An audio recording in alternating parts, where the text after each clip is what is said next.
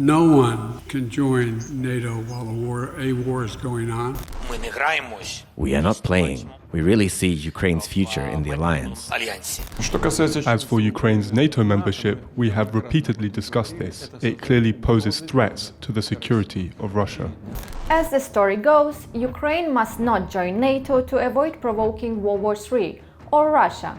We've all heard or read this before. This Kremlin-sourced argument makes even some of Ukraine's biggest supporters doubt whether it is a good idea to let the country into NATO. But what are the actual risks, and who might benefit from its membership more, Ukraine or NATO? Stay with us to find out and hit the subscribe button to see more of our videos. Hello, my name is Iryna Matviyishyn and I'm a video reporter at the Kyiv Independent. Let's talk about NATO and Ukraine.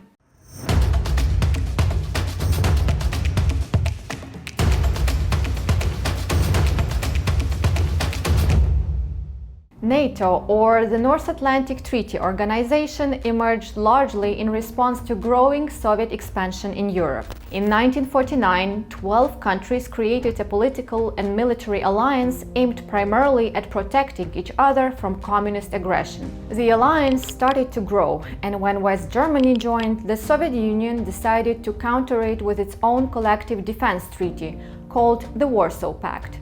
It was an agreement between the Soviet Union and 7 of its satellite socialist republics in Eastern and Central Europe. As soon as Moscow's vassals broke free from the USSR, many of them sought to join NATO. Czechia, Hungary, and Poland were the first ones in. In ensuing years, 10 more post-communist countries joined. Under its open-door policy, the alliance has grown to 31 member states, with Sweden expected to come aboard soon. But what about Ukraine? Ukraine's partnership with NATO started to develop shortly after the country regained its independence in 1991. But it's been a bumpy ride ever since. In 2008, the alliance gave Ukraine hope that it would become a member, but it received no clear membership action plan. Ukraine's aspiration to join NATO was shelved by pro-Russian ex-president Viktor Yanukovych. In 2010, Yanukovych forced Ukraine into the non-alignment policy that closed its doors to NATO, but aimed to maintain the strategic partnership with Russia.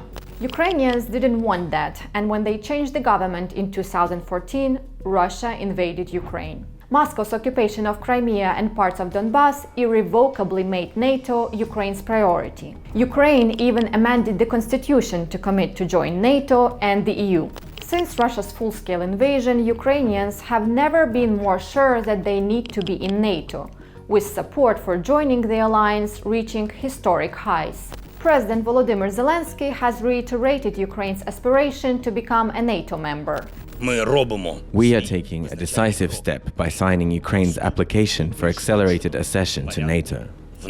During the latest NATO summit in Vilnius, Zelensky wanted assurances from the West that Ukraine would join the alliance after the war is over. But Ukraine is still waiting. So why does Ukraine want to be in NATO? The answer is clear: Russia. Ukraine needs security guarantees against Moscow's imperial aggression. As the Russian invasion has shown, there is no alternative deterrent to it.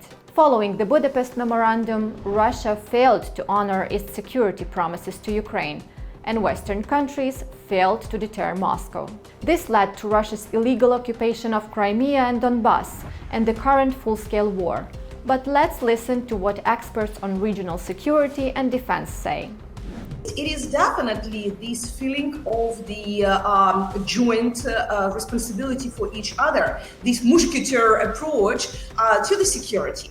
We understand that it's not automatic, but at the same time, there is readiness to defend each other, something what we are missing in this world. Joining the alliance is not only a matter of military assurances or capacity. There's another reason why Ukraine does not want to be in the Russian sphere of influence. First of all, it is the choice of values. We would like to be with those countries that chose to be democratic, developed, that respect human rights, and that respect security and sovereignty of each others. One cannot really expect this from Russia, as it has traditionally warned neighboring countries against joining NATO. threatening them with consequences, or just invading them. Learn more about the history of Moscow's attempts to conquer Ukraine in this video.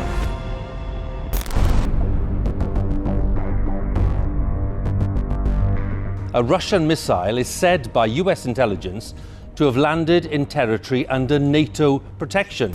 Romania has finally admitted it found possible drone debris on its territory. These incidents have been largely ignored by the alliance, presumably in order to avoid a direct confrontation with Russia, while Moscow has already undermined regional security. The Russian Federation has directed its actions toward discrediting NATO as a whole, sowing discord, or rather uncertainty, and amplifying these discrepancies among NATO member countries, especially between eastern flank countries and the so-called old member states. This is why NATO also needs Ukraine, which has been successfully deterring Russian aggression on its territory. Ukrainian armed forces and security services are the only one who currently have the real battle experience fighting against another country that is much stronger, that is nuclear power. If you compare what is happening on the battlefield in Ukraine compared to what's been the experience of NATO forces in Afghanistan or Iraq, that's absolutely different experience. Ukraine is the only country fulfilling the main function for which this bloc was created. Of course, Western aid from NATO member states is an instrument, but most importantly, we are not involving, let's say, other participants in the war. In addition to Ukraine's experience on the battlefield, NATO has been learning from Ukraine's resilience and fight against the arsenal of Moscow's hybrid threats. This includes information and cyber warfare. When it comes to NATO standards, Ukraine has outperformed even some of the member states. It has implemented a quarter of NATO demands in the security and defense sector, aiming at 200 more by the end of 2023. Today, we are the only country that is testing what are referred to as NATO standards in real combat conditions. This is invaluable overall experience, and I'm not just talking about weapons on the battlefield. I'm talking about the 80% that is logistics. However, all these advantages hit the wall of restraints on Ukraine's path to NATO. Even among those supportive of Ukraine, some decision-makers in NATO states appear to oppose the idea of Ukraine's membership. While interviewing different policy advisors, the Ukrainian PRISM Foreign Policy Council found that the most common concerns are fear of nuclear proliferation and of a wider war with Russia. That is fear that when Ukraine joins, Ukraine will be provoking NATO states to start the war with the Russian Federation, meaning that we will hate Russia so much that we will be provoking it. Definitely absolute nonsense, because Ukraine is trying to join, not to have the next war. As for the fear of Russia's retaliation, history has shown that the Kremlin crosses red lines only when it's allowed to. Moscow threatened to respond militarily when Finland and Sweden decided to join NATO in 2022. But when Finland, which borders Russia, actually became a member a year later, Moscow's rhetoric changed drastically. We don't have the same problems with Sweden and Finland that unfortunately we have with Ukraine. If they want it, please. Of course, it's unlikely that Ukraine will be admitted into NATO while defending itself from Russia's full-scale war. But many experts believe that Ukraine's victory is not just wishful thinking, and if it defeats Russia, the prospect of membership is more than real. Believe me, those countries that just yesterday were cautious and wary of Russia, saying that we shouldn't rush things, shouldn't provoke them, shouldn't cross any red lines, and similar nonsense, they will be the first to advocate for Ukraine's accession to NATO. They will be the first to offer better terms. And, without exception, no country will want this vast resource to operate autonomously. Corruption and the lack of judicial reforms are among other reasons why some don't want Ukraine in NATO. These are valid issues, but it often feels like a cover for NATO's reluctance to let Ukraine in. There's certainly a mountain to climb for Ukraine in this regard. However, even with all the hurdles and NATO's wavering stance, Ukraine's government and society remain determined to one day be welcomed in NATO. We at the Kyiv Independent are doing our best to help you learn more about Ukraine during Russia's full-scale war.